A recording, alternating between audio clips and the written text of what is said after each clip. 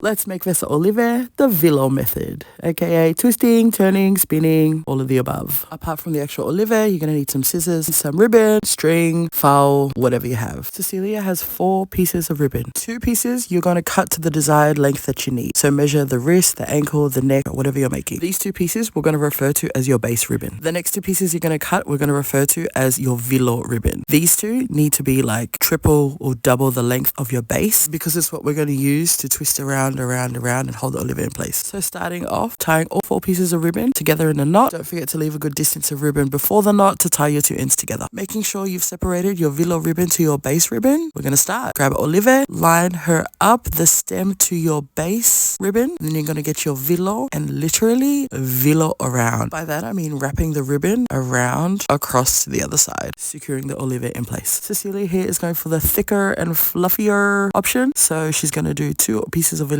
at a time. So like I mentioned before, once you've got your Olivé in place, you're going to wrap your ribbon, get around to the other side. Just a handy dandy tip. Don't be wrapping the ribbon around like you're just strangling it and just pulling it tight for the sake of holding it in place. Make sure that when you are wrapping your velo ribbon around, that you're wrapping the ribbon in between the individual leaves so that the ribbon ends up being flush up against the stem. Once you've done that velo, then you're ready to add your next Olivé pieces, again lined up against your baseline ribbon, and then wrapping, twisting, turning, bringing the 2 velo pieces right around, holding everything in place. It is super fidgety and is gonna feel like it's falling apart, but once you get the hang of it, it'll just be like veloing a tulupuaka. Where? Who said that? So now for a bird's eye view, whooshka. See how she's keeping her ribbon pieces separated? So she's got her baseline and then her velo pieces out of the way so they don't get tangled. Lining up her next 2 pieces and then boom, round and round we go. Remember to pull that velo piece of ribbon nice and tight around, and also don't forget in between the leaves. Unlike the braiding method, there is no back/flat side when you're doing this method. So as you're turning, as you're wrapping that ribbon around, and as you're adding more Olivé on, it's naturally going to create a more fuller look that's all the way around and not just on one side, if that makes sense.